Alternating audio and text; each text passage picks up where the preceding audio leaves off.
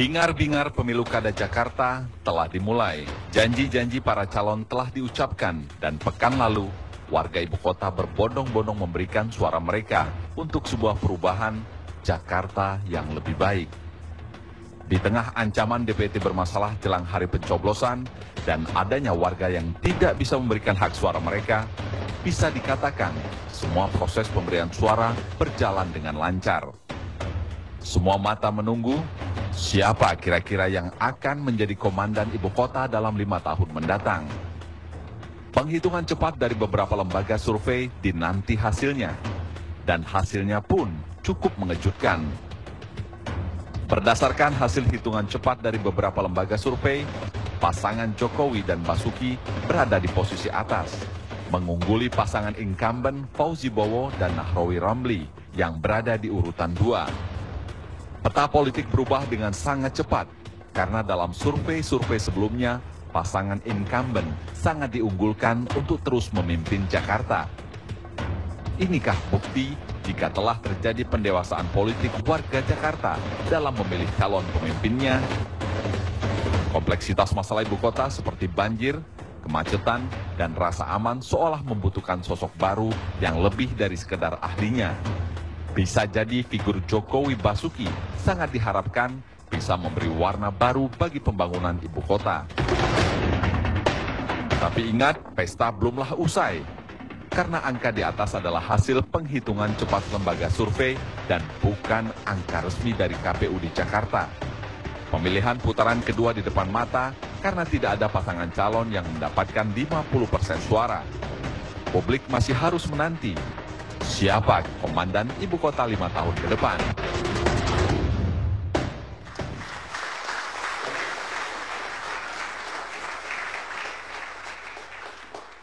Pemirsa, kita ketemu lagi di Indonesia Lawyers Club. Pekan lalu gegap gempita orang berbondong-bondong menuju bilik suara untuk pilkada. Hasilnya sudah sama-sama tahu. Tapi ada yang disayangkan bahwa sekitar 40% dari penduduk yang mempunyai hak pilih tidak menggunakan hak pilihnya. Artinya mereka memilih golput. Saya ingin mengingatkan seorang negarawan dan politikus Yunani pada abad Yunani kuno, pada tahun 495 sampai 492 before Christ, sebelum Kristus, mengatakan, jangan Anda menganggap kalau Anda tidak berminat dengan politik, bahwa politik tidak memanfaatkan dan mengambil dan mempunyai kepentingan dengan diri Anda. Kita malam ini muncul dengan Jokowi versus Foke atau Foke versus Jokowi. Kedua finalis ini malam ini kita bisa temuin melalui udara, diskusinya melalui udara, karena Pak Jokowi ada di Solo, RI1 kalau nggak salah datang ke situ. Pak Gubernur juga berhalangan untuk selama diskusi ada di sini, karena ada acara yang harus dia pergi segera. Jadi saya terpaksa melalui telekonferensi. Saya akan mulai dengan pemenang pertama dulu, putaran pertama, yaitu Pak Jokowi. Selamat malam Pak Jokowi. Selamat malam Pak Garni. Selamat ya. Pemirsa. Assalamualaikum. Waalaikumsalam. Selamat atas kemenangannya di putaran pertama. Kemenangan Pak Jokowi di putaran pertama ini benar-benar mengagetkan banyak masyarakat, bukan hanya di Jakarta, mungkin di seluruh Indonesia.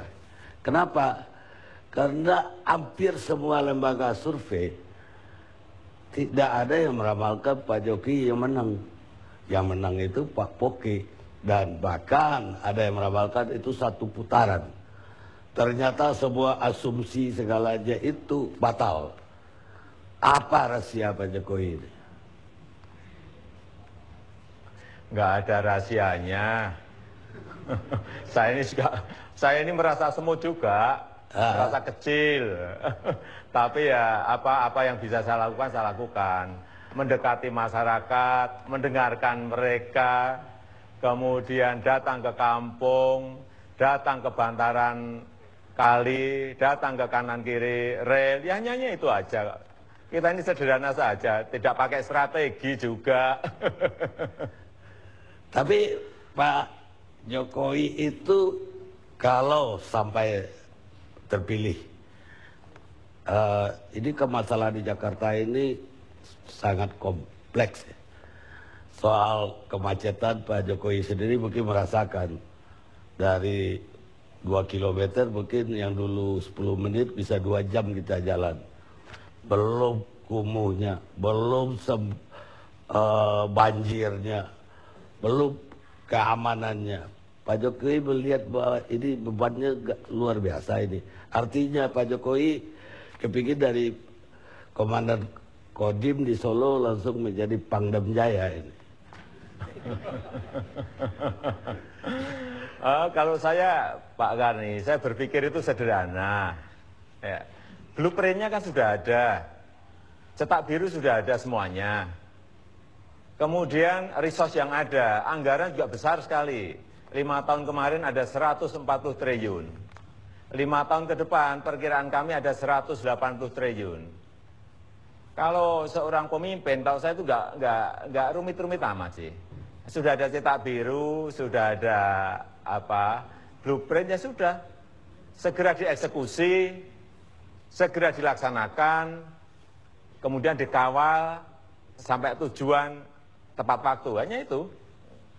Jadi Pak Jokowi melihat pemerintah daerah selama ini tidak melaksanakan, tidak mengeksekusi atau tidak, cetak biru udah ada, tidak melaksanakan. Ya, cetak biru sudah lama, uangnya juga sudah ada, resource-nya juga sudah ada. Yang paling penting menurut saya tindakan lapangan sekarang ini.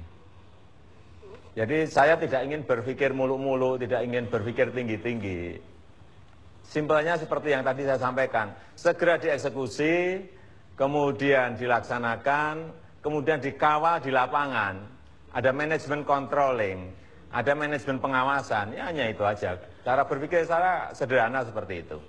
Tapi dengan sederhana itu Pak Jokowi meraih suara terbanyak. Pak Jokowi kaget gak dengan Pak Jokowi yang terbanyak? Tidak, biasa saja.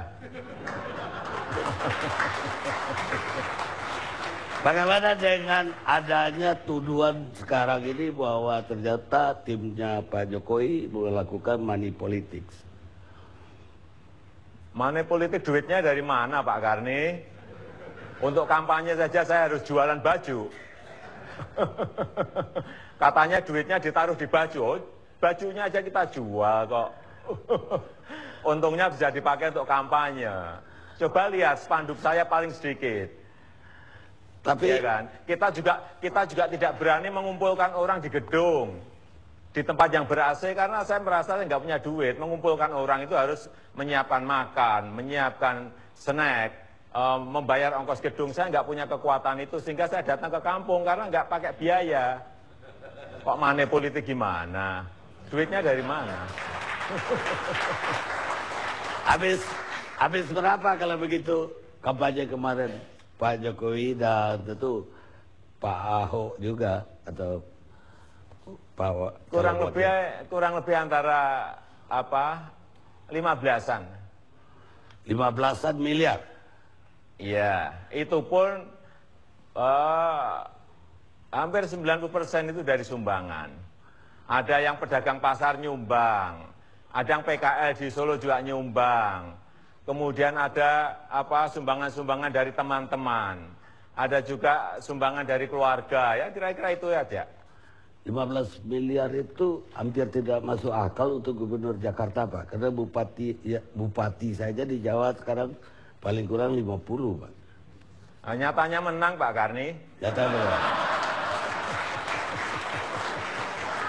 Baik, Pak Jokowi, pertanyaan berikutnya. Pak Jokowi tadi yakin bahwa kemacetan bisa diatasi, dieksekusi. Tapi ada kritik juga dari masyarakat yang tinggal di Solo justru. Di Solo kemacetannya juga luar biasa, semeraut juga katanya. Saya sih udah agak lama juga nggak ke situ. Apa benar tuh? Ya Pak Karni ke Solo saja. Kita ini sudah 5 kali dapat wahana tata nugraha. Selama 5 tahun berturut-turut dan terakhir mendapat wahana tata nugraha kencana. Itu karena 5 tahun berturut-turut kita dianggap baik. Dalam lalu lintas juga dianggap baik. Iya, begitu? iya. Kriterianya baik seperti apa ya terserah yang menilai, tapi kami dapat penghargaan seperti itu dari Kementerian Perhubungan. Baik Pak Jokowi, satu lagi Pak Jokowi, itu Mopnas yang ini kami juga langsung gegap gempita menjambut Mopnas itu. TV One paling rajin waktu Pak Jokowi mempromosikan mobil nasional. Tapi katanya sekarang ada 15.000 yang inden, ternyata produksi yang 100 sebulan direncanakan itu tidak terjadi. Benar itu Pak Jokowi? Ya karena belum lolos uji emisi.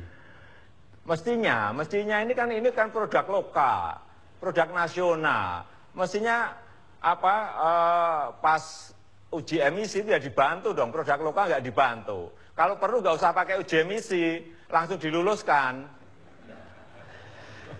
Tapi ada yang bilang begini Pak Jokowi, kenapa nggak lolos? Yeah. Katanya karena itu sesungguhnya yang dipakai sebagai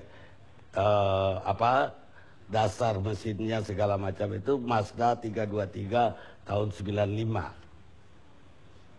Ya dicek saja ke Solo, kita juga buka-bukaan. Nggak ada yang kita tutup-tutupi. Tapi prinsipnya adalah kita ingin membangun brand dan prinsipal Indonesia. Kita ingin punya kebanggaan brand dan prinsipal Indonesia.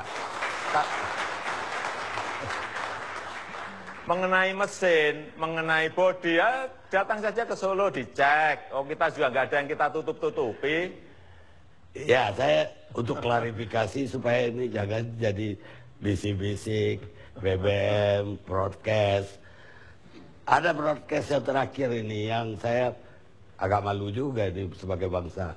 Karena yang dipersoalkan ini udah SARA. Pak Jokowi udah baca yang soal SARA terakhir? Sudah, ginilah. Apa tanggapannya? Menurut saya, masyarakat ini jangan diperdaya dengan sentimen-sentimen agama. Jangan diperdaya dengan sentimen-sentimen etnis. Jangan diperdaya dengan sentimen-sentimen kedaerahan. Apalagi masyarakat Jakarta yang sudah sangat cerdas dan rasional.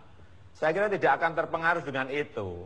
Pilkada ini menurut saya adalah adu visi, adu program, adu solusi, bukan membuat black campaign seperti itu. Apa Pak Jokowi berencana menuntut yang bikin black campaign? Enggaklah, saya senyum-senyum saja. Ada pertanyaan terakhir untuk Pak Jokowi ini. Seandainya Pak Jokowi terpilih sebagai gubernur, dan pada suatu ketika, saya nggak berharap, tapi manusia bisa terjadi, ada halangan tetap untuk Pak Jokowi. Siapa yang pantas menggantikan Pak Jokowi ketika itu terjadi?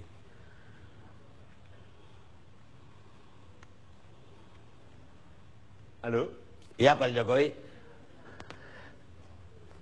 Bisa didengar saya Pak Jokowi? Ya mau diulang Pak Karni. Seandainya Pak Jokowi terpilih menjadi gubernur DKI dan satu ketika ada halangan tetap sehingga Pak Jokowi tidak bisa memimpin Jakarta. Siapa menurut Pak Jokowi pengganti Bapak atau pemimpin Jakarta yang layak memimpin Jakarta pada waktu itu? Ya jangan berprasangka seperti itu dulu dong. Jadi aja belum kok. Kalau sudah jadi baru, ini mau jadi aja saya pusingnya setengah mati. Masa udah berpikir ke arah itu? Ya kalau jadi kan kita juga berpikir segala risiko setelah kita jadi. Dan Ya, hal ini kan saya manusiawi. Kita bisa sakit, kita bisa, ya manusiawi sekali. Siapa yang pantas menurut Pak Jokowi? Ya kalau saya berpikir itu selalu positif. Berpikir itu yang optimis. Jangan sampailah berpikir ke arah yang negatif. Kalau saya nggak mau Pak Karni suruh berpikir yang masih belum kejadian, pakai seandainya nggak mau saya. Baik Pak Jokowi. Itu pertanyaan terakhir tadi. Pak Jokowi masih boleh tetap. Setelah ini kami akan mewawancarai Pak Poke. Selamat malam. Terima kasih. Terima Pak Karni. kasih. Selamat malam.